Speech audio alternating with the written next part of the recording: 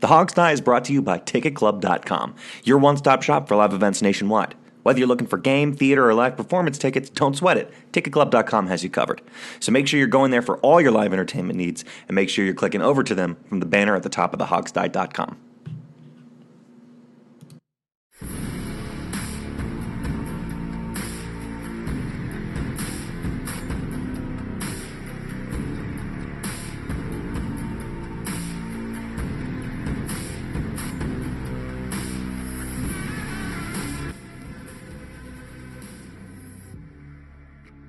Welcome to the Hog Sty, the most popular podcast in the entire DC metro area, according to my mother. My name's Sean Conti. Alex Zeese and Steve Thomas are here today to talk Redskins, and we're joined by one of our favorite guests. He currently covers the Redskins for The Athletic and previously for the Washington Post and his own blog and website. So put your hands together for Marc Bullock. Marc, how you doing, man? I'm doing good. I want to pick up on something. Only one of your favorite guests, not the favorite? Come on, guys. He just misspoke. You're our favorite guest. Thank you. That's better. Technically, you moved up in the rankings because one of our other favorites, Rick, actually has a podcast now on our website, so he's no longer a guest. Yeah, he's one of us. So right. You might have been second place. You might have been third place, but now you're first. Yeah, oh, man. I'll take it. I think Joe Jacoby was probably always going to be our favorite guest, maybe, but mine. But beyond Joe, yeah. I don't know. I think I'd stand up with Joe Jacoby pretty well. Yeah, come on, guys. Yeah, you make a good point. Well, Marc, we haven't seen you yet over the offseason. It's been way too long for being our favorite guest. Yeah, I think we talked to you just after the season ended last, right? Yeah, it was a while ago. It has been a while.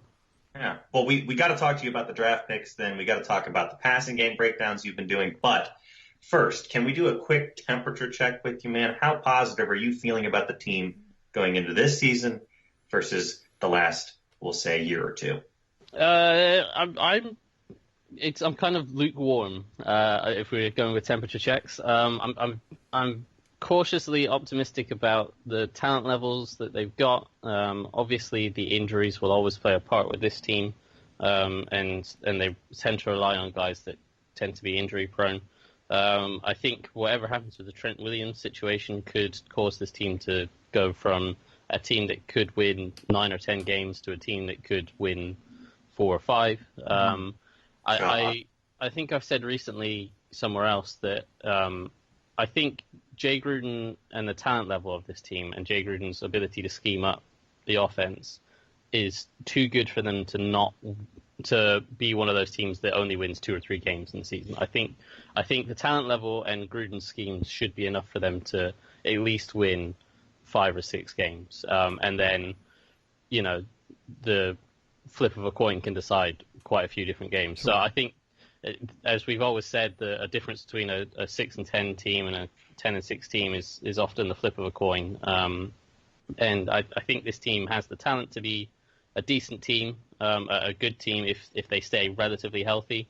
And that's always a big if in Washington. So I'm cautiously optimistic, but again, it will always rely on the health. So you don't think we're going 2-14 like that one guy on NFL Network said? Adam Rank. Yeah. No, they are definitely, as I've said, Jay Gruden. I mean, I'm probably higher on Jay Gruden than most people, but I think his schemes are good enough, and certainly the coaching staff that he assembles are good enough schematically to make them not collapse like that, unless they have a ridiculous amount of injuries like they've had in the past. Hey, you know what? I mean, when we had 24, 25 people on IR last year and they still pulled out, and what did we end up with, 7 wins? Yeah, I mean, that's a miracle. So I kind of agree with you. I'm not sure Jay really has it in him to go, that bad. No, I don't think it's ever going to be catastrophically bad. I just think it will be probably more middle of the road if they're bad, and if they're good, they could be above 500. Well, you know what we're going to do, Marc? We're going to have to bring you back again and have you do game by game predictions again, since you hated it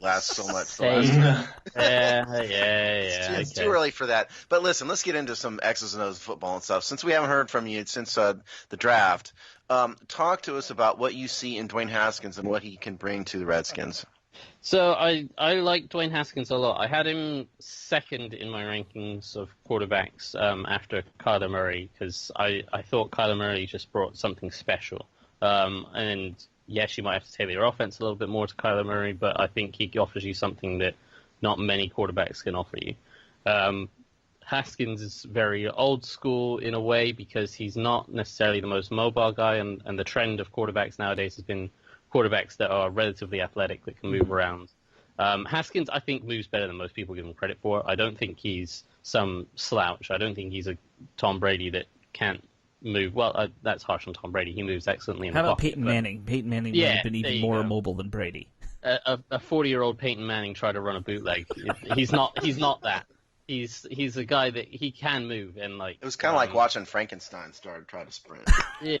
Yeah. So he's not that. He's somewhat more athletic than people give him credit for, but he's not a 4'5", 4'2", 4'3", 40 guy. Obviously, He's a bigger guy, and his work will be from the pocket, which is fine. It's more traditional, and it will suit certain offenses better. And I think the Redskins should be able to adapt their offense relatively easy to that, because they run a West Coast system, and Jay Gruden likes drop back passing.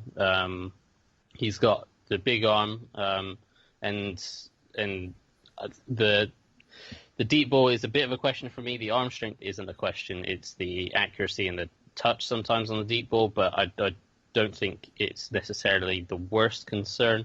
And I think he's a guy that he should fit in pretty well. I think I've talked about before with Kevin O'Connell taking a bigger role in the offense. He was very familiar with Ryan Day, the offensive coordinator at Ohio State. They both worked together in San Francisco under Chip Kelly. And so when you watch Dwayne Haskins at Ohio State, you see a lot of concepts that the Redskins run, and certainly what Kevin O'Connell ran with Chip Kelly in San Francisco, and what Chip Kelly ran in Philadelphia as well. So there's plenty of concepts that translate pretty well. So maybe perhaps the reads are slightly different, or taught a little bit, like perhaps Jay Gruden offers a little bit more of an aggressive read sometimes, but in general the concepts will be fairly familiar to him. I think the learning curve for Haskins won't be concepts or reading. I think he can diagnose the defense perfectly well. He can take charge at the line of scrimmage and set protections really well. He was better than that than most quarterbacks I see coming out. The only other quarterback I've seen coming out and doing the amount that he did at the line of scrimmage with regards to protections and spotting blitzes was Andrew Luck. So he's very, very good at that. It will just be a case of learning the terminology. At Ohio State, they go with shorter play calls, and sometimes it's the one-word type play calls which set up the whole formation, the strength of the formation, the protection, and the route concept. Right. And the Redskins, they can do a little bit of that, but Jay Gruden is still a Gruden, and the Grudens love to have some wordy play calls. So that will take him some getting used to. And I think one of the key quotes Gruden said during OTAs and practices and stuff was, like, he's getting most of it, but it's the finer details. Sometimes he'll call 14 instead of 15, and that changes the direction of everything. Right. So that will be like a 14 will be a play run to the right side, and a 15 odd number will be a play run to the left side. So that completely changes everything, even though it's just a slight difference in number. So getting all of that kind of terminology stuff down and basically learning the terminology of the offense, learning a new language will be the toughest task for him. And if he can do that, I think he will be absolutely fine. To put it in kind of simple terms, that people like me can understand, it seems to me that what I saw at Ohio State is that Haskins is a guy who is very good at reading the field. He's good at finding the open man, and he has a very quick release. Couple that with a great deep ball, and I think what you have, to me, is a perfect quarterback for Jay Gruden. Like, perfect, exactly what he wants to do. I think Dwayne, once he gets the terminology down and all that, like you said, I think he will fit Jay's offense better than almost any quarterback he's had. Am I right? I would debate a little bit. I think Jay Gruden likes his quarterbacks to have a little bit more of an aggressive mindset, a little bit more of a swagger, and perhaps a little bit a little bit better or a little bit more polished deep ball than what Haskins has right now. And Haskins has the arm. That's not an issue. He just sometimes his deep ball he doesn't always get the trajectory of it right. And if I'm totally honest, I'm not sure exactly how he fixes that, whether it's footwork or whether it's just practicing it more. I'm not 100% sure whether it's stuff like he needs better connection with his receivers and practice with his receivers, or whether it's sometimes his receivers are running different routes than they should be, or whether he's just missing throws. But I would say that deep ball is something that needs work, and Jay Gruden seems to like a quarterback like a Colt McCoy type who will go and take his shots. And Jay Gruden builds in, while he's a West Coast offense, he builds in shots on a lot of his plays. Right. And they won't necessarily be a play that's designed to go to a certain player, but it'll be what they call in their offense an alert. And that will mean that against a certain look or against a certain coverage, or if they get a matchup that they like, the quarterback can alert to that read, and that will then become the primary read in the play. Mm. And that's something where Colt McCoy is aggressive and takes those kind of shots. And someone like last year, Baker Mayfield, would have gone and done that. He was extremely aggressive, and he never missed any of those kind of shots. I think that kind of quarterback with that kind of aggression is something that Jay Gruden would like. But I don't think it's something that it's not unmanageable. I think Haskins is a very good fit for what Gruden likes, and I think in time, as he grows older, he can build that confidence. As we know, he's only had a year starting, so I think he can get there, but I think he's just not quite the ideal prospect just yet. So, Mark, when I and I don't watch nearly the amount of film that you or Steve do on any of these guys, but when I looked at a lot of what Haskins had in Ohio State, it seems like, they built an offense around a lot of speed wide receivers. And how much of an adjustment do you think the team needs to make to what he's comfortable with? And how much do you think he should really be trying to adjust to what the roster is? I mean, if you're talking 4 or 5 years out, I think you're going to have a different receiving core probably with this guy, right? Yeah. I don't think there'll be necessarily a huge adjustment. As I say, schematically, they ran a lot of similar concepts to what the Redskins do run now. Right. Perhaps you might cut down on the number of concepts.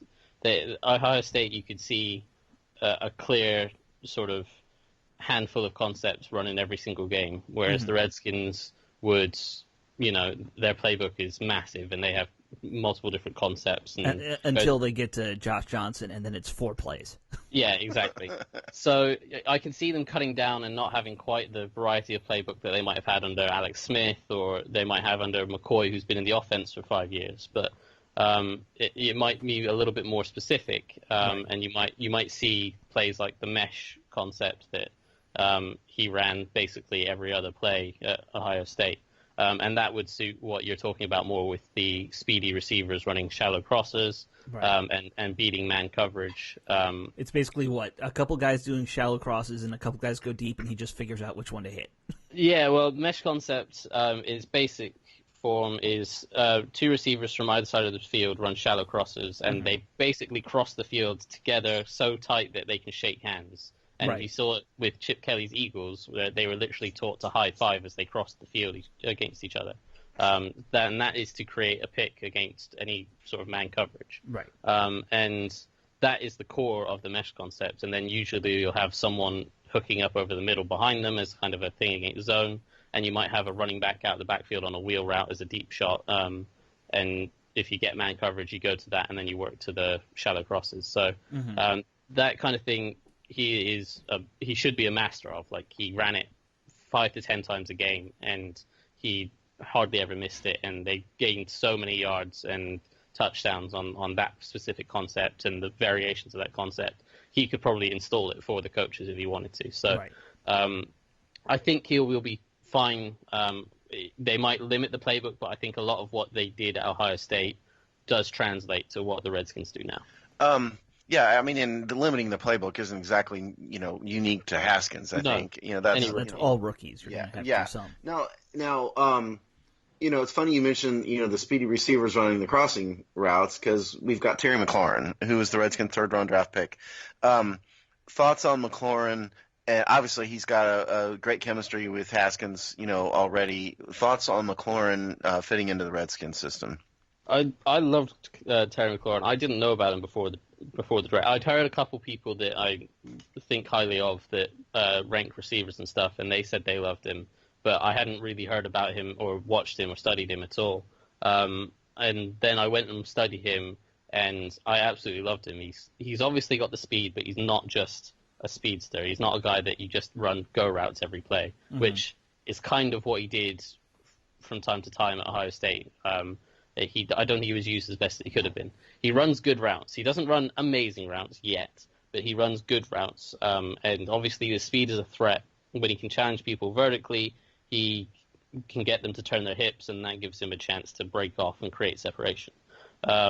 He can obviously run away from defenders on shallow crosses, as we talked about. And he has a decent understanding of finding soft spots and zones and knowing when to sit down and to catch in the zone and then sort of be able to explode after the catch. He has a good toughness to him. He's not afraid to go over the middle. And so I think he's someone that can do far more than just run deep routes. And I think he fits in as kind of a pretty well-profiled X-receiver to what they want from an X-receiver. I don't want to say he's Pierre Garçon, because Pierre Garçon was a little bit more physical than he is. But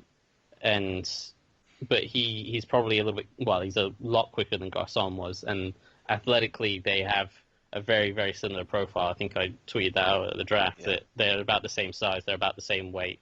And they tested very similarly, other than McLaurin was faster. Now, you think he's an X? Because the Redskins have got all these big guys, Cam Sims and, other folks like Kelvin Harmon's big. And, sure. McLaurin is, 6 feet? To me, he kind of profiles as your classic Z receiver in terms of his height and physical profile. Am I wrong?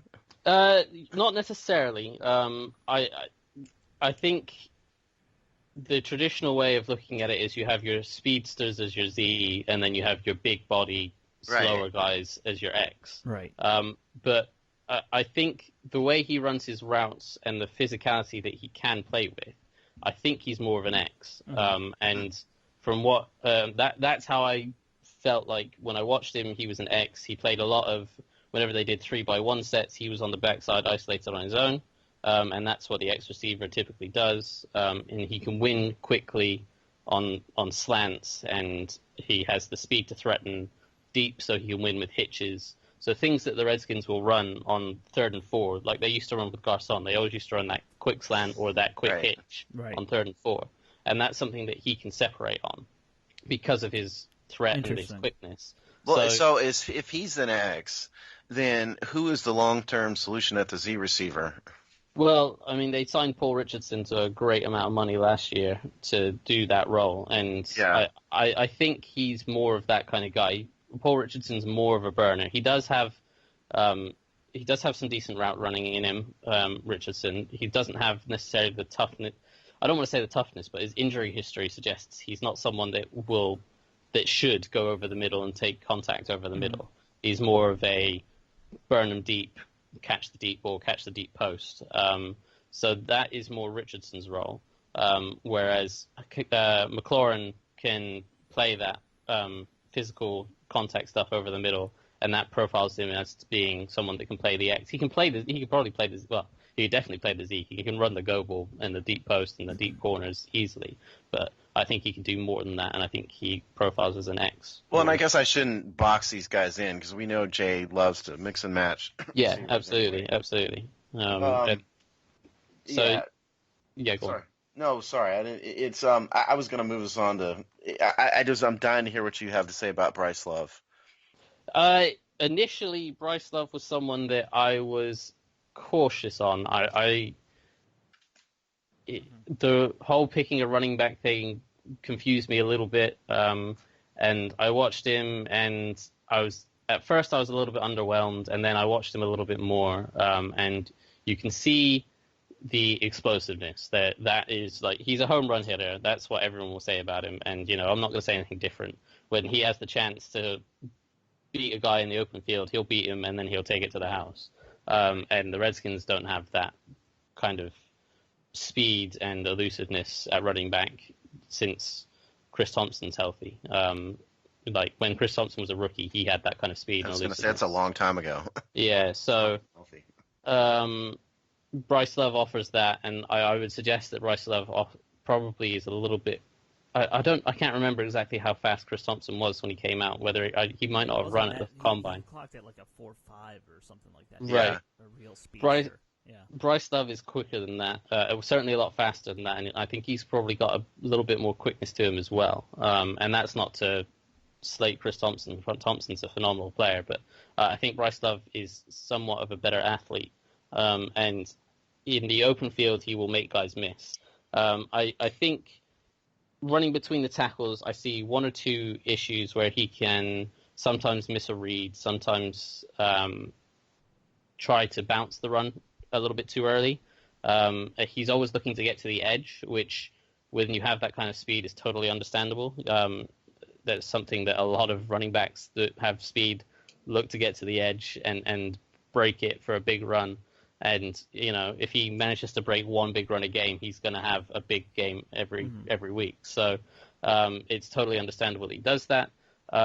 He is, after watching him like 3 or 4 games, he is better between the tackles than I initially gave him credit for. He does have the elusiveness in the hole to make people miss. And as I say, if he gets to the second level or if he gets to the edge, he'll make a guy miss without them even being able to get a hand on him, and then he will take it to the house. But he has a little bit to work on between the tackles as a runner. And then in the passing game, he's very untested. I think that's the way to put it.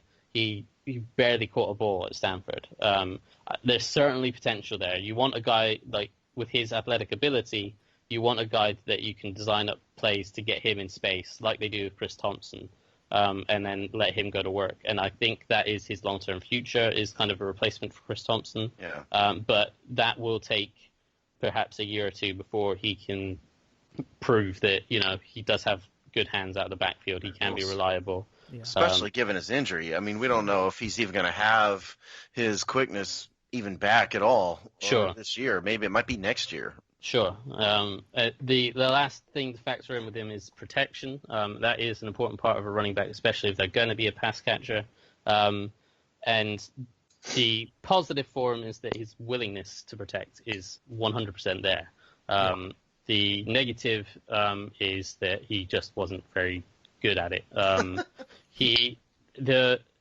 The thing that frustrated me was more, and it might have been a schematic thing at Stanford. I don't know whether this was just him or whether it was the way that Stanford ran their offense or college offenses in general. And I've heard from one or two people that in college, a lot of offensive coordinators like their backs to stay in protection like an extra tick longer and don't worry about getting out to run a route, just stay in and protect. But he would quite often stay in protection for 3 or 4 seconds longer than he had to. You'd see a basic protection where he just has to read a linebacker, and if that linebacker is not blitzing, he can get out into his route. And something Chris Thompson does phenomenally well is read his protection quickly and then get out into the route to affect the coverage. And a number of times I watched Love would not get out quickly. He wouldn't affect the coverage, and they got to a point where teams were leaving massive holes in the underneath coverage because he just wasn't threatening them underneath. I think that's a coaching thing, though. I mean, they can get the coaches to teach Love to do better. For sure. And as I say, it could be a complete thing where in college they say, we're not worried about you getting out. We want to protect our quarterback. But it was certainly an issue to the offense, in my opinion, because there were times where he wasn't blocking anyone and he wasn't getting out into routes. And so the coverage could sink deeper.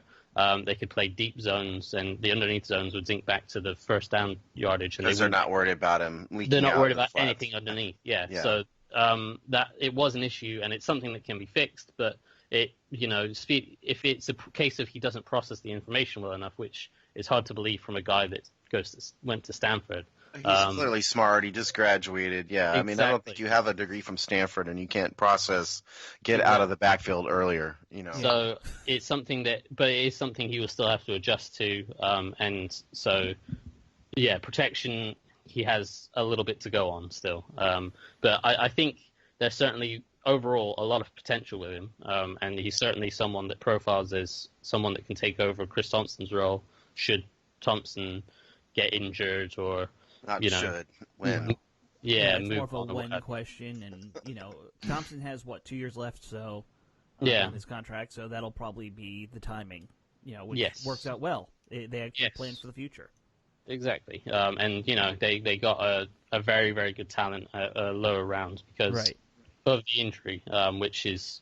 It's easy to praise now. If he doesn't manage to make it back from his injury, then we'll be saying it was a wasted pick and they picked another injury-prone player. It's a good gamble on a fourth-rounder. I'd do it every day. Yeah, I don't hate the pick. I don't hate it at all. Hey, I want to change gears a little bit because I've been watching a lot of what you've been doing lately on Twitter, and I know what you're writing. You've been breaking down a lot of Gruden's play calling and everything like that.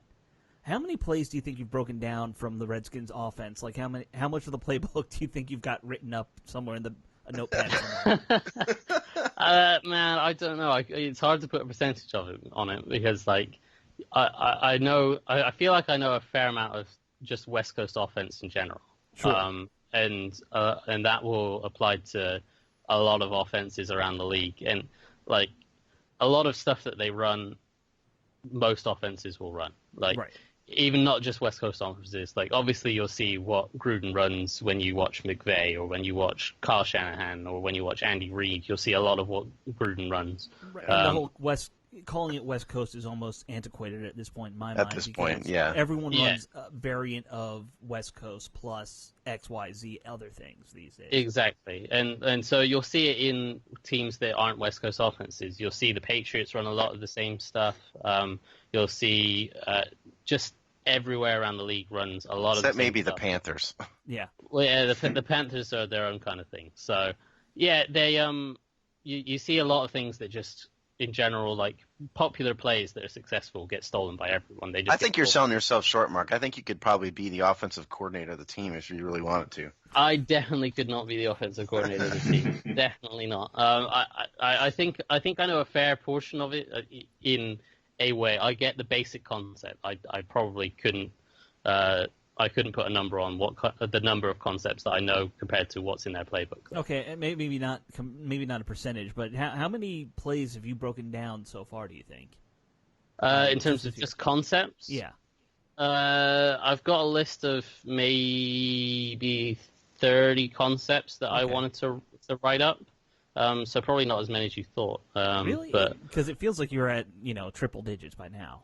No, like just this off season, I've only done 5 or 10 posts. Like in general, I probably there's probably about 50 West Coast offense concepts, but a lot of it breaks in. I know that a lot of it breaks down into like their 2 or 3 man concepts, and so you get one concept on one side of the field and the other concept on the other side of the field. So a lot of them mesh into one thing.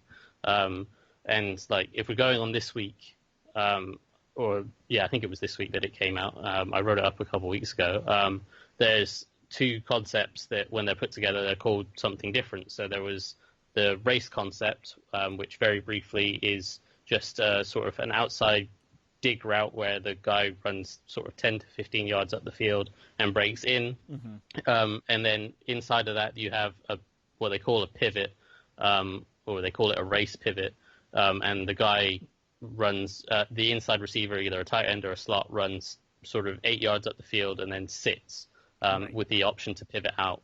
And that causes the defense to choose whether to drop down on the underneath pivot route and get hit by the guy behind him or sink back and leave the thing underneath. That's called a race concept.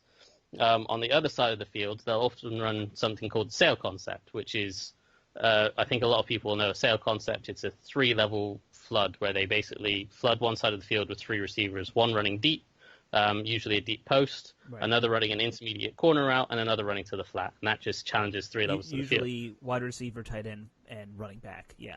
Yeah, exactly. And that would my favorite thing to run in Madden ever, by the way. Yeah, everyone knows that. Everyone loves it. It's a Madden favorite, and that would be called a sail concept. And when they combine a sail concept on one side of the field with a race concept on the other, they call it America's Cup, because America's Cup is a sailing race.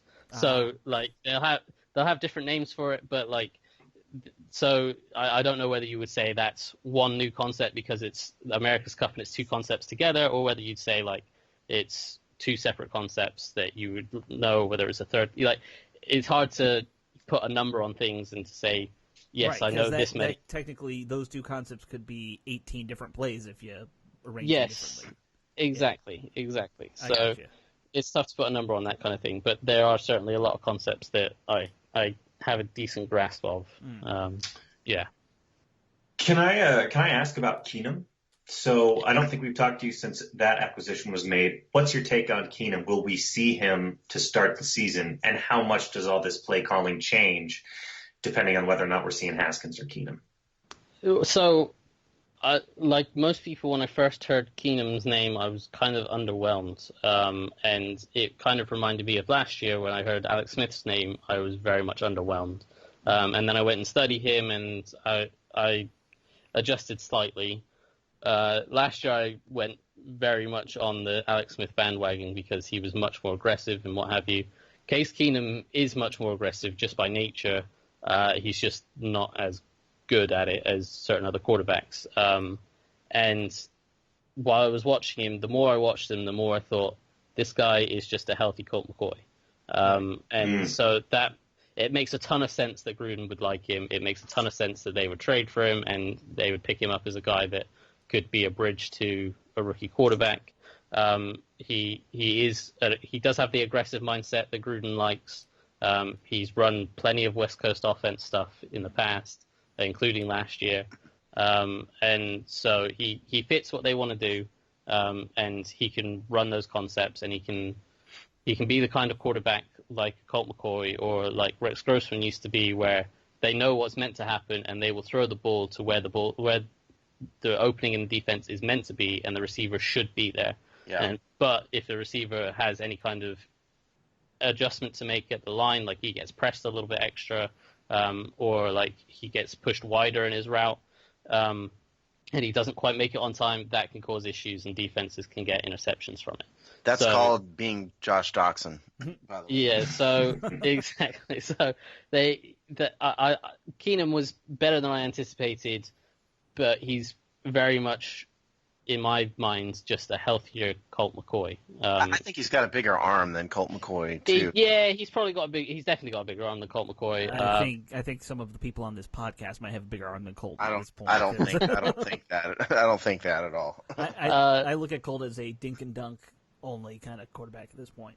So well, it depends on if you get Colt on the move and you get him out and you let him bootleg out, and then he can take shots down the field where he's got time to kind of wind up. Use his momentum and wind up. He can get the ball down the field. But yeah, you're right. He's not got the strongest arm anymore. The one guy that has really gotten, it seems like, a lot of praise amongst these rookies offensively is Kelvin Harmon.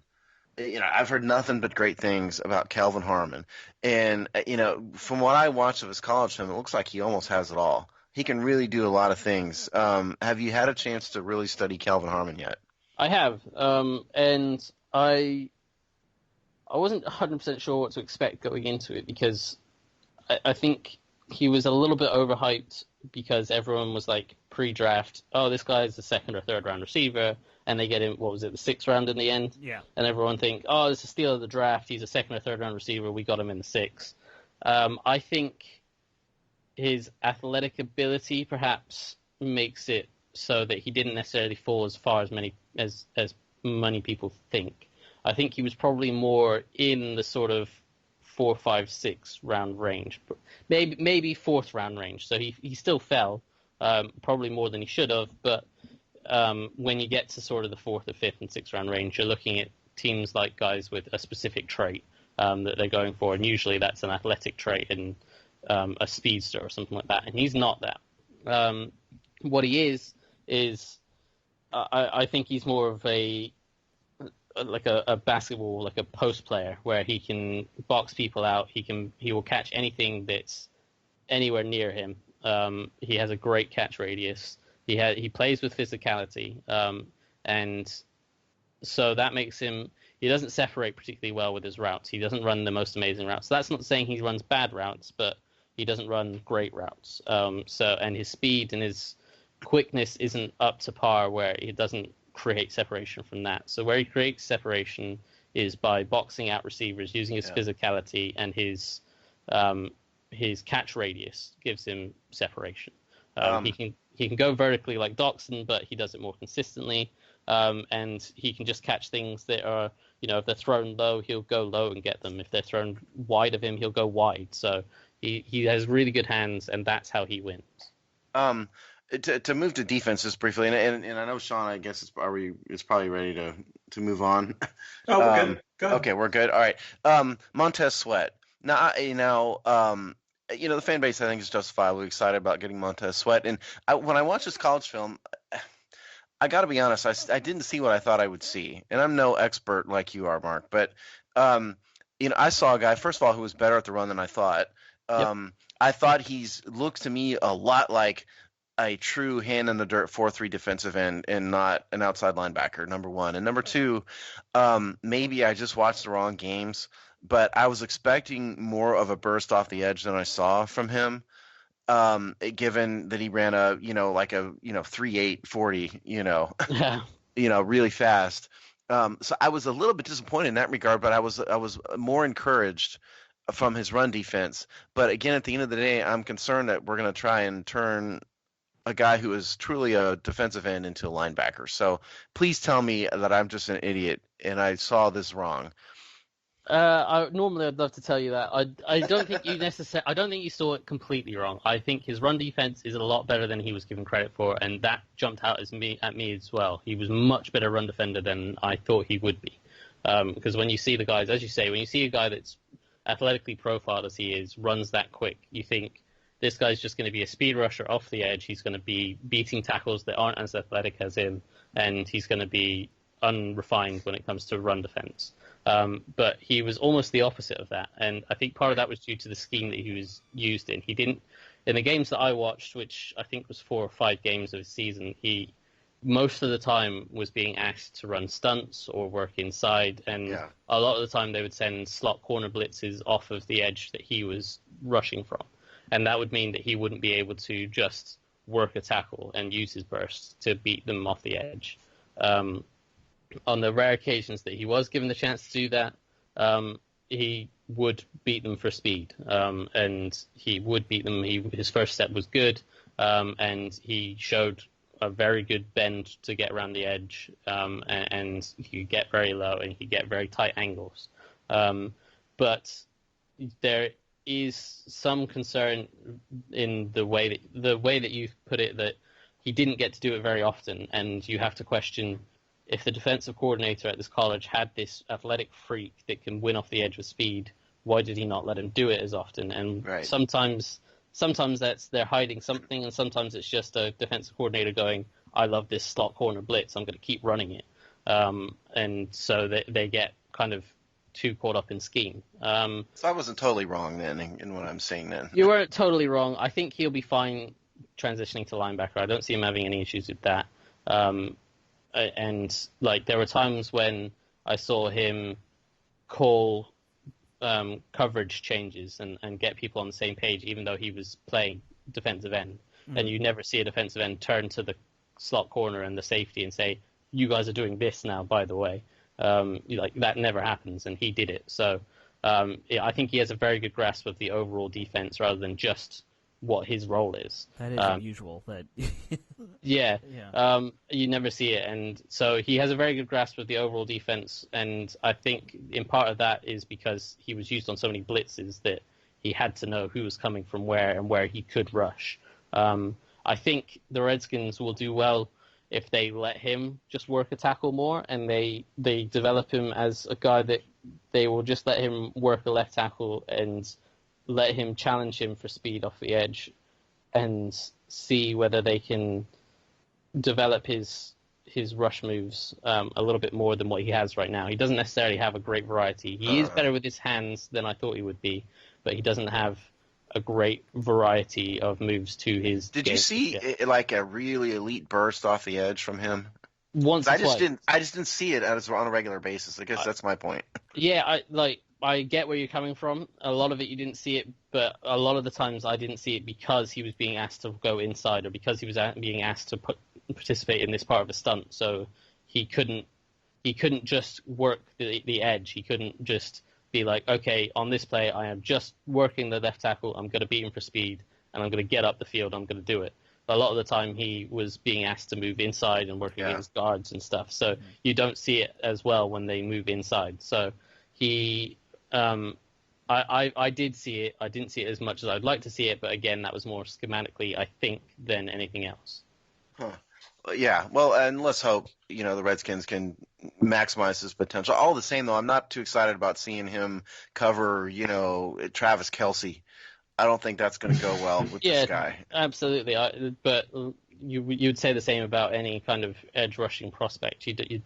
Even when you have guys like Von Miller who, were nailed on 3-4 outside linebackers, you're not saying, well, we've drafted him in the first round so he can go and cover Rob Gronkowski. You're saying we drafted him in the first round because we want him to go and get the quarterback. So you're not looking for that kind of guy to drop into coverage too often.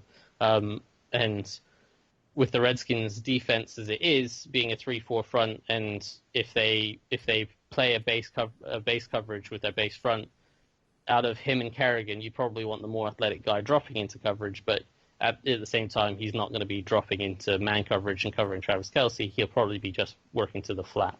Mm-hmm. So I think he'll be fine. Yeah. Okay, so we can't – I know we got to move on probably, but we can't let this go without talking about Jimmy Moreland. Because Jimmy's another guy who's caught the eyes of the fan base. People are excited about him. They saw him make plays, on that live stream thing that the Redskins did, for OTAs. Have you watched Jimmy Moreland? I love Jimmy Moreland. He was my favorite pick of all of them to watch this year. Wow. And he... The moment, literally from the first play, you start watching him, and I think I got 3 or 4 games of him, all 22. And from the first play, you see the kind of guy that you want on your team. He's a big-time playmaker. He's a playmaker, but the first thing that stands out isn't the playmaking; it's the feistiness, the competitiveness. He doesn't care who's lined up across from him. He could be against Julio Jones or Antonio Brown, or it could be some nobody that won't ever make the NFL. He's going to give his all on that play, and he's going to cover them the best he can. And he's not afraid to go up to the line of scrimmage and try to jam a guy. He's not afraid to play off and play in his zones, and he knows when he can break off of his zone coverage and help other people. He knows, as you say, he's a playmaker. He has a nose for the football. Once the ball's in the air, he plays the football like a receiver. He's attacking the ball. Mm-hmm. He's not worried about the man, and he comes up with the ball a lot. I absolutely love Jimmy Moreland, and I think he's a guy that will be a contributor on this team sooner rather than later. Yeah, it sounds like a lot of people have been saying he's a good steal. Yeah.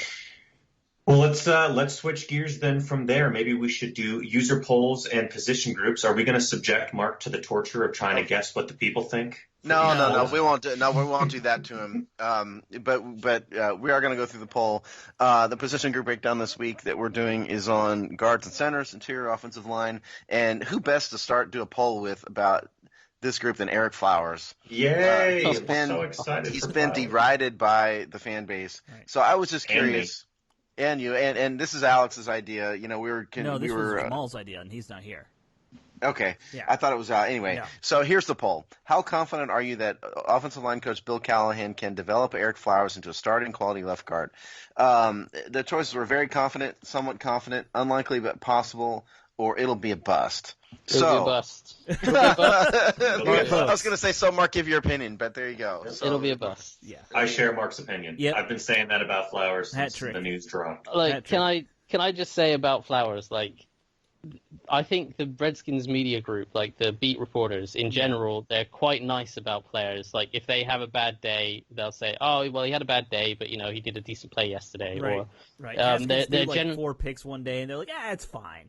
Yeah, like in general, they're quite nice. And when it came to Flowers, like you see quite a lot of them just saying he's been bad, and for them to say, all of them just to come out and say he's been bad, tells you he's been really bad. Right. Okay. First of all, yeah, the poll, the public vote of 48% voted unlikely but possible. 27% was second place. It'll be a bust.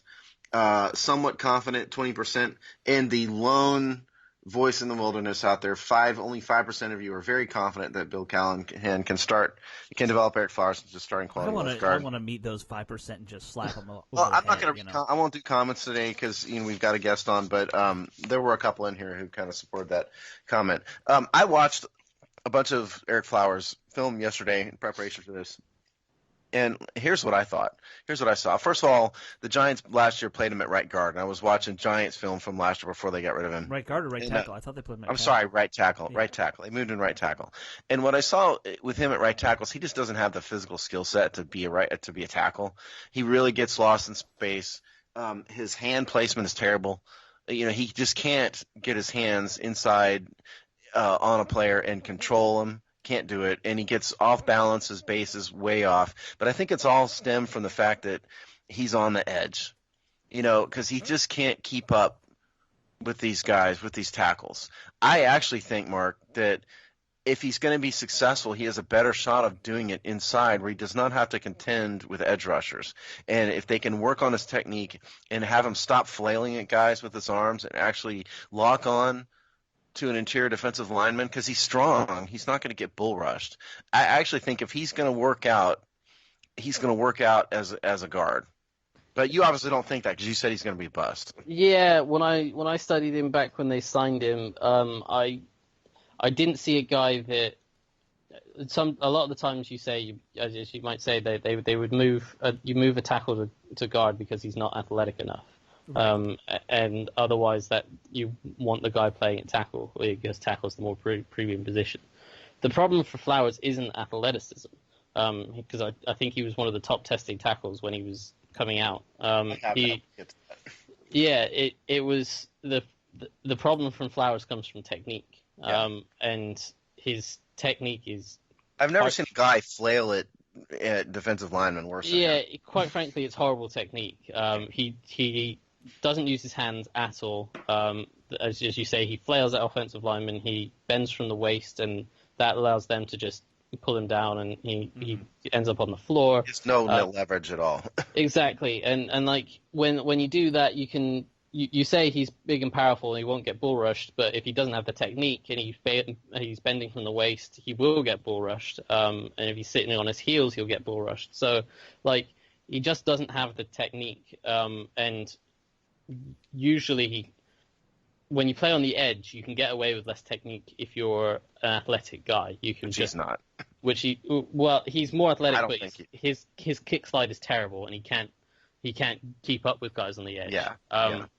And so usually you move a guy inside to hide his lack of athleticism, but it requires them to be better, fundamentally sound with their technique. I guess that's my point, Mark, is that if you put him in, what they always say, you put him in the phone booth and have him stop worrying about, that kick slide, where he has to, keep up with those fast defensive ends. There's at least a shot that a guy as talented as Bill Callahan can improve this man's technique to the point where he can be competent. I guess that's my point. If I would have voted in the poll, I would have voted probably unlikely but possible. For that reason, because it's a technique thing, surely to God, Bill Callahan has a shot at correcting these problems. Yeah, I mean, he has a shot because he's Bill Callahan, but at the same time, like, I think we're expecting Bill Callahan to work one too many miracles. But like, the guy's technique with his hands in particular, like, they need a complete overhaul. They are so bad, and he's been in the league for a couple of years now, and they've not got any better. And he's had a couple of different offensive line coaches now. None of them have been able to get his hand technique where it needs to be, and it's more of an issue inside than it is on the edge. Because you're fighting in a phone booth. So you don't get guys beating you for speed. They have to beat you with their hands. It's like on the rare occasion, which is like once a game, when he actually does everything right, he does pretty well. his problem is there's only one of those plays a game. Sure, but a broken clock is right twice a day, right? And that's kind of nice. Yeah. That's exactly what we're saying with him. Like he'll have one or two plays where you're like, oh, he actually looks competent, and then the next play he'll fall off balance completely and get beaten within seconds. So like I am not optimistic at all that he will generate anything. I honestly I'm not sure if he makes the roster. Well, I'm a little bit more positive than that, and just as a side note, I'd like to thank Mrs. Flowers from the check that she sent me. Steve, you and I were talking beforehand. I don't even see how this guy as a guard pulls or anything. I just don't think he has. All my point is, I think if he has, I think he has at least a shot because it's a technique problem. That maybe he can come around. That's all. I'm totally wrong. Everybody, all just no. You're not totally wrong, but like a technique Mark, problem. You're too nice. He's totally wrong. Totally wrong. It's just that just because it's a technique problem doesn't mean it's easily fixable. Like you and I have technique problems, so that doesn't mean Bill Callahan's going to come and teach us how to block a. I don't have technique problems. What are you talking about? No, okay, you're good. It's all athletic problems for you. Well, I just chose to do a podcast instead of playing in the NFL. That's all it is. Okay, so we can't get away from interior defensive line or offensive line without Brandon Scherff, of course. Right. Obviously, to me, Brandon Scherff is, this is the guy that you want. This is the guy you hope to get when you draft somebody 5th overall. The Redskins need to do whatever they can to lock this dude up long term. Mm-hmm. I don't know what else to say. I mean, he's been, 2-time Pro Bowler. He's probably Mark. I guess this is what I would want to ask you. He's a mauler. He's probably better in the run game. He does get beat in the pass game, it seems to me, sometimes in pass protection. So what are his weaknesses? We all know what he's great at. What are his weaknesses? There aren't many, to be totally honest with you. He's not athletic enough to play tackle, but he's certainly a very, very athletic guard, and you can see the way he pulls and works to the edge. He's fantastic. He's great to the second and third level as well as Trent Williams can, which is impressive. He's a fantastic, fantastic player. I genuinely don't see many weaknesses. It's maybe just, when he gets beat in pass protection, we're talking about he's going up against like Fletcher Cox regularly, twice a season. And like Fletcher Cox beats everyone, and he will give him. Those are some of the most fun battles to watch, by the way. When you watch him against Fletcher Cox for a whole game, those are fantastic battles, and they both get there. Like you'll see one rep where Sheriff will bulldoze Cox to the ground, and the next rep Fletcher Cox will come back and beat him with a quick move inside and get a pressure up the middle. So those are fantastic things, but that's a sidetracking. Sheriff is great. I 100% agree with you. He's exactly what you would want from the 5th overall pick. They should definitely do everything they can to re-sign him. He's someone that I think is every bit as valuable to this team as Trent Williams is, and I don't say that lightly because I think Trent Williams is, if not the best tackle in the league, a top 3 tackle in the league. And, of course, he's currently sitting at home, so I'm,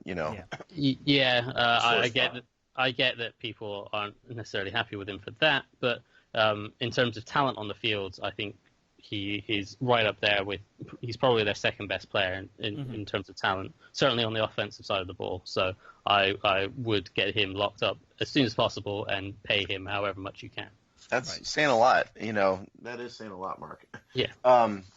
Okay, so the starting center, Chase Roullier, he's going to be eligible for an extension at the end of this year. He's another guy I think the Redskins ought to extend. Mark, we've seen Chase play at both guard and center at times. I think he's a better center.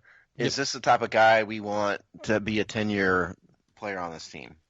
He's the kind of guy that I don't think he's amazing. I don't think he's a Travis Frederick center, but I think he's a very competent setter. He can be above average. He can be good. He can be very good at times. And so he's the kind of guy that, if you can work out a deal similar to what they've just done with Matt Ioannidis, where they get the deal done before he gets to any sort of even looking at free agency. Right. If you can get a relatively cheap deal where you can lock him up and have him under contract at a relatively decent cap number, then you have him, Sheriff, and Williams locked up as sort of 3 of your long-term pieces on the offensive line. And I think you'd be Moses still has got. Yeah, true, and Morgan Moses. So you'd be pretty happy with that. And I think he's certainly not a weak link. He's certainly not someone that will just get beat like a drum. So he's a very good player. that if you can get a decent contract done early, it'd be a very wise decision, similar to what they've done with Ioannidis, although I think Ioannidis is a much higher talented player than Roulier is. Yeah, I could make the argument that Roulier probably will never be Pro Bowl caliber. No, when I watch him. I don't think so either. But you don't necessarily there's only so many Pro Bowlers you can pay on your own team. So he's the kind of guy that if you can get locked up relatively cheaply, he's a glue player. I mean, smart, competent, plus above average player. I'll take that any time. Yeah, he doesn't have that nastiness that you see out of a Brandon Sheriff, but still very competent in both running and passing. Exactly, and he's not like the most athletic, but he's athletic enough to get out on screens and pull. And some of the biggest runs this season, you see, it was him and Sheriff pulling and opening up lanes for Peterson or whoever was running. So, those two are key pieces. And if you can get Roulier locked up for relatively cheap, I don't see any reason why you wouldn't keep him long term. Well, I'll give you a reason why, and that's one of their draft picks, Ross Pierbacher. They drafted a 4-year starting center out of Alabama. Well, understand though that Pierbacher was a guard. Okay, he didn't play center his entire time at Alabama. He was a guard, and he really only transitioned to center in his last year. So he's not a hugely experienced center. He's also, in my opinion, not that good. If I'm just being honest, he was probably one of the picks I thought least of when watching him. Really? You could see. What I could see were traits that you could see as a guy that you like as kind of a backup offensive lineman, where he's versatile, as we said. He played guard, he played center, he played both guard spots and center, so he can move across the interior offensive line without any issues. He's obviously smart, and being able to play those different positions shows that, and being able to, having played center for the last year, you could see he was aware of how defenses were trying to blitz and how they were trying to attack, and he knew where he needed to be to help his teammates. But he was the kind of guy that you don't want isolated one-on-one. And a lot of times teams rush Alabama, they would work to send 5 rushers so that you would have one-on-one matchups against him. And that's when he would get beat by quickness. I saw Jordan Brailford beat him. Yeah. The Redskins' 7th-round draft pick, Jordan Brailford, beat Pierbacher one-on-one last year. A lot of guys beat him one-on-one. He's the kind of guy that he's great when he's helping up his teammates, but on his own, he's not that good, in my opinion. And he's a tough guy, and you like that he played for Alabama for 4 years, and he hardly missed a snap. I don't think he ever missed a snap. And that's the kind of thing you want. But to me, he's a backup lineman going forward. The book on him from the analyst was that his strength is below average. I don't think he's a mauler at all. Like you said, I think he's smart. I don't think they brought Ross Pierbacher in here to replace Chase Roulier anytime soon. Like you said, Mark, I think they saw a guy they liked in the 5th round, and if he works out to be some sort of backup jack of all trades type guy, I think that's a win. Yeah, he's a team captain, wasn't he? Yeah, he's a leader. Everyone in the Redskins draft is a team captain, it seems. Yeah, high character guy, leader, toughness, all those kind of things, the kind of traits that you want in a locker room guy for sure. And that you can't. I couldn't knock him on those even if I tried. It was purely on the field. I didn't see him as a starting a guy that you want starting regularly. He's the kind of guy that, and maybe I'm wrong, and maybe Bill Callahan turns him into a competent player, but I think he's a guy that he's kind of a long-term career backup where you're happy if he comes in and plays 1 or 2 games a season, but other than that, you don't want him starting. I'd gamble on Eric Flowers starting before Pierbacher, but that's because I'm going to go down with the ship on that one. That's a tough question. I would not do that. I would rather play one of these rookies that we drafted.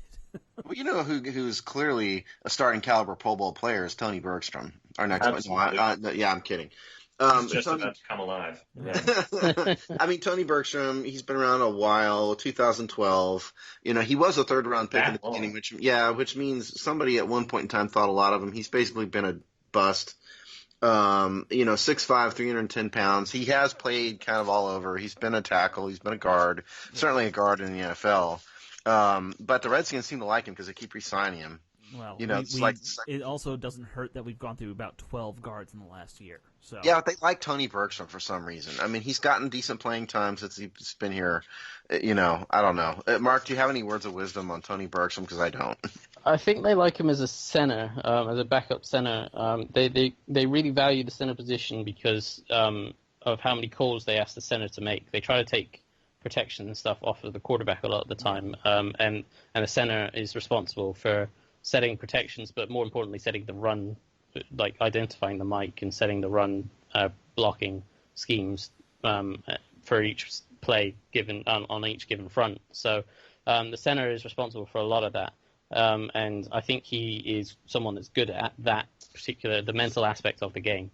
And so that's why they like him as a guy that can be, as you say, versatile, can play guard center, and he can be kind of a backup veteran presence that if they need him to, he can fill in at one of the spots. And, he didn't play terribly last year when he was asked to play at guard sometimes. He wasn't great, and he's not someone that you think, I definitely want him starting at guard. No. But he wasn't terrible. He's kind of, in a way, he's kind of what I see you might want Pierschbacher to become, or it might be I don't want to say the ceiling, but maybe what you expect Pierschbacher to become, which is the kind of backup center guard, flexible guy, smart, tough, can fill in wherever you need for a couple of plays or a couple of games, but not someone that you want starting long term. Well, I don't think you made Ross Pierschbacher very happy by saying Tony Bergstrom is his ceiling. I maybe he becomes better than that, and I don't want to put a ceiling on him when he's a rookie that's not played a snap, but right. That's kind of where I see him being long term. I mean, this team desperately needs to make sure that 6th and 7th guy are somebody they can trust at this point. Exactly, that's very true. Given the history of injuries on that offensive line in particular, they need depth. Ty on the outside, and Well, that's the thing about Bergstrom. Yeah, I mean, I think if there was truly an emergency. Bergstrom would be the guy they'd move outside if they really had no other choice. Yeah, for sure. He knows every position. He's got the mental aspect of the game down. Yeah. Okay, well, that's enough on Tony Bergstrom because that's more than 30 seconds. So, okay, so you know what? Let's go to the other draft pick, Wes Martin. I was going to go somewhere else, but Wes Martin, he of the glorious beard. Wes Martin has got a beard that is just simply glorious. This is a dude who's 6'3", 311 pounds, probably a little bit too short to be a tackle. True guard. The fans think that this is our future starter. So, Mark, dissuade them of that notion or agree with that notion? I do agree with that notion. I don't necessarily think it's future starter. With Eric Flowers being the competition, I think it's probably starter week 1. That's possibly a little bit more harsh on him than I intended. I think he's a solid player. I think he, in similar vein to Chase Roulier, he's not a guy that will wow you with a lot of things. He knows what he does, and he does it well. Right. He's not quite the mauler that I was expecting going in. I heard he had a bit of a reputation for being a mauler, and perhaps in a phone booth he is. When he's asked to move, he doesn't necessarily knock over linebackers, but he will engage on guys. He won't get beat very easily, and he will occupy his blocks and block his gap when he needs to. So we all know he's got the ridiculous strength, which that never hurts out of lineman. I think he's one of your, like a Chase Roulier, he's one of your solid fundamental pieces that, right. As long as they don't cost you too much, he can be a long-term piece for you, and they won't let you down. What is it with these guys from the northern Midwest? Because Chase, Brandon Scherf, Iowa. Mm-hmm. Pierce, Wes Martin. Yeah, one of these. Pierce Parker's from Minnesota, I think. Yeah. These dudes from the upper Midwest. I don't know if it's because they're on cow farms and it's just rancher strength or what it is up there, but it seems like a lot of these great linemen come from there. I don't know. Okay, so let's move on from Wes Martin. Winters, Steve. They pack on the weight with the Winters, and that. But see, if it was just a big fat guy, Josh Laribas would still be on this team. That's true. Okay, it's more than that. And sorry, Mrs. Laribas, for making fun of your I think Josh Laribas also from that area. He is, but Josh Lariba would be more fat and less muscle. Yes. And she used to listen to this show, so hopefully she doesn't now. Yeah, let's leave Josh Larivas alone. Yeah, It's no over. need to go after Josh Larivas. Yeah. Jeez. All right.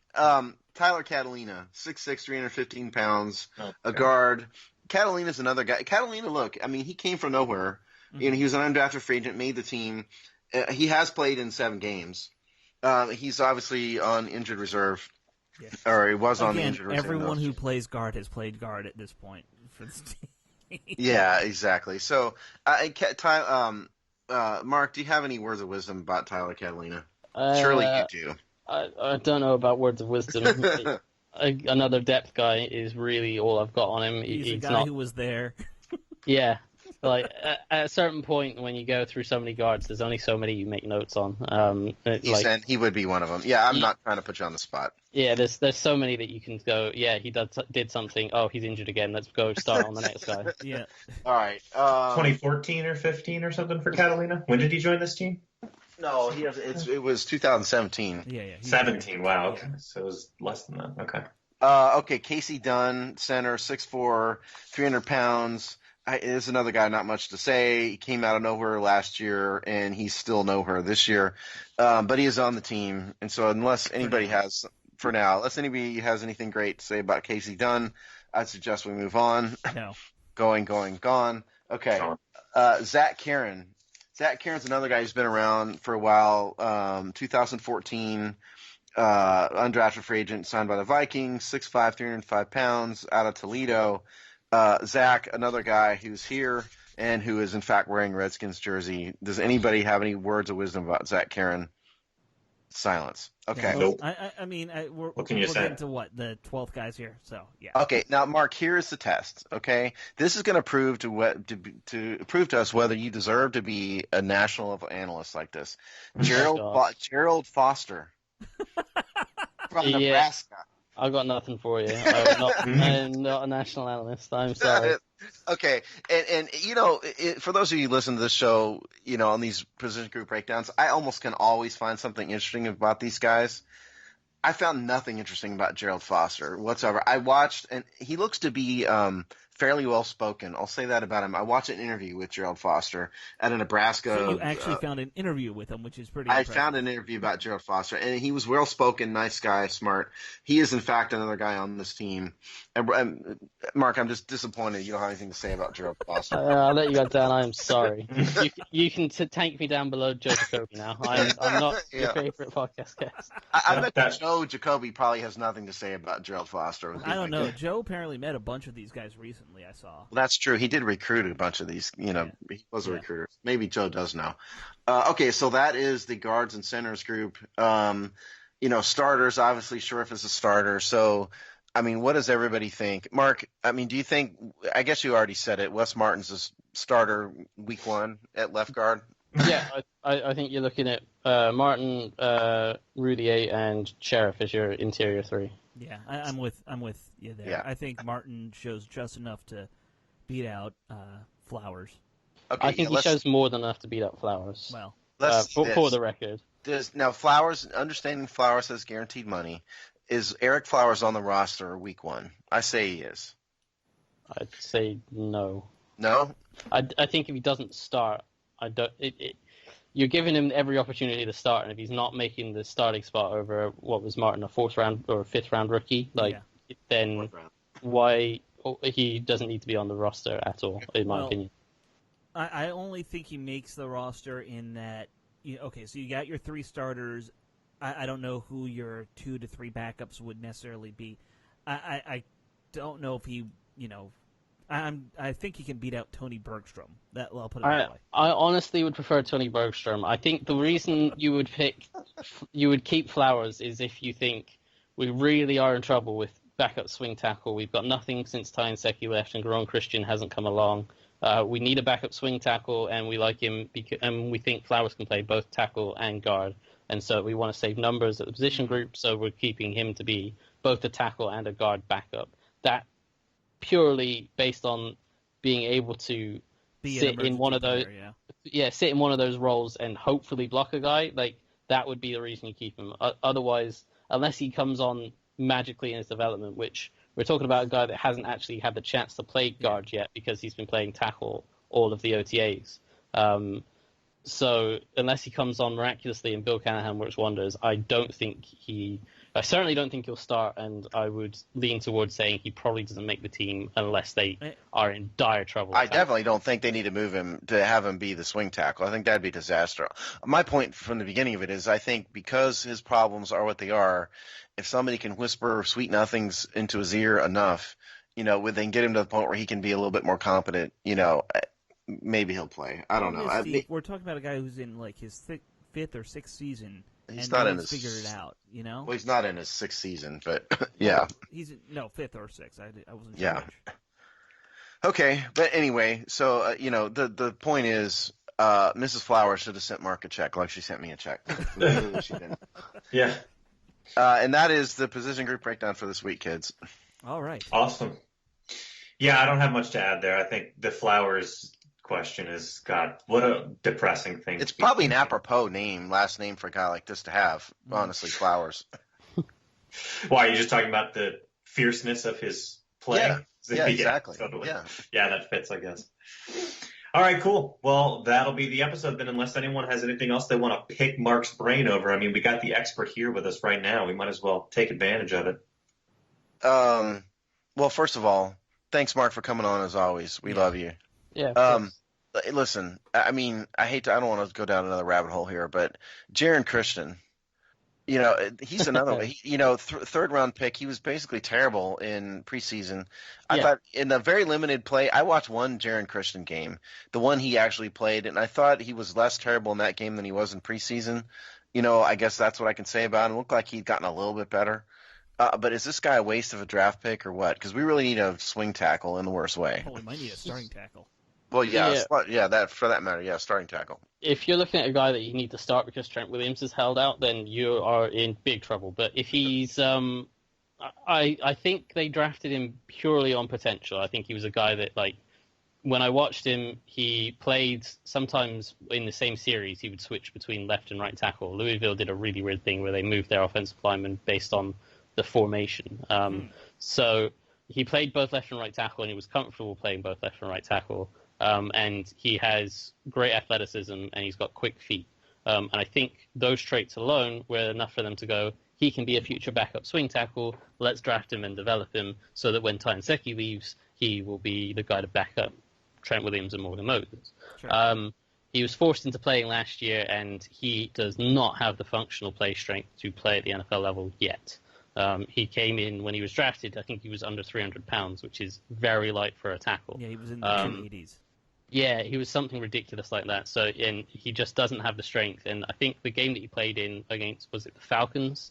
Yeah. I think it was the Falcons, yeah. Was it Adrian Claiborne? No, it wasn't even Claiborne. It was some guy that has like 3 career sacks, bulldozed him. And the clip, I tweeted it, and it got like retweeted 100,000 times by Falcons fans because their unknown guy bulldozed him over. So, he just doesn't have the strength or necessarily the balance yet, and his hands need a lot of work. So he's not in as bad a shape as Eric Flowers because he's a lot younger, but he's not exactly a million miles ahead, and he's a guy that was always going to be a developmental pick from what I watched in college. I didn't think he was as awful in that Falcons game than he was in preseason, though. At a bare minimum, I thought he'd improved a tiny bit, at least. That probably comes from just having, what was it, a 3-month difference between those preseason games and that Falcons game, and just being around the NFL a little bit more. And the problem I foresee for him is that he then got injured with a significant injury, and he's not back practicing yet. Yeah. So he's not had really a chance to work on his technique. And sure, he can watch film and he can be coached up in that way in the film room, but technique is about being able to go out and practice reps, and he's not being able to go out and practice reps and get his technique right. So I think this year will almost be another rookie year for him because he's not had the chance to develop yet. Hey, it's either him or Tony Bergstrom are going to be the starting left tackle this year, so one of the two of them have got to. Do you guys really think there's an issue with Trent Williams? Do you think that's not going to happen? Do you think I would assume they're going to re-sign him? I don't know what to think. Yeah, we talked about this at length on the show. I mean, I think what I said before still stands. I think Dan Snyder needs to sit down with him and figure it out and make this guy feel comfortable. That's what I think. And somebody at some point will. I don't think Trent Williams is going to sit out the season. No, I think push comes to shove. Either they will trade him or he will be. I will say this. I think there's 0.0% chance they trade Trent Williams. This team will not trade Trent Williams no matter what. I don't think. I agree. If Dan Snyder sits down with him and it's really he doesn't want to play here anymore, they're just not going to do it. This team doesn't have a history of trading veterans.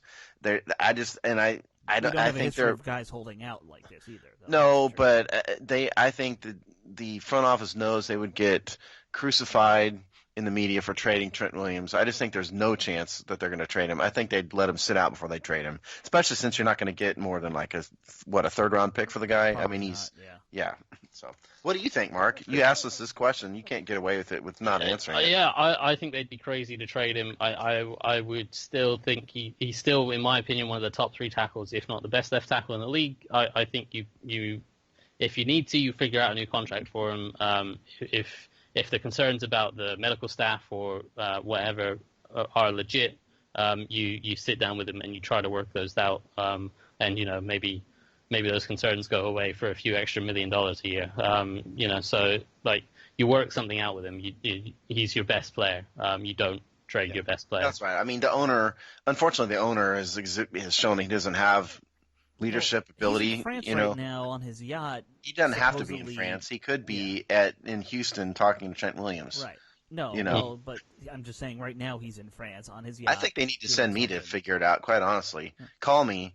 Bruce Allen, call me. I will go down to the gym in Houston, knock on the door, and solve the problem. If you pay me, it's not going to be free. You got to pay me to do it. I don't think he's in the gym right now because he's recovering from that second surgery. Yeah, but he'll be back at the gym, though, is my point. Yes, eventually. All right.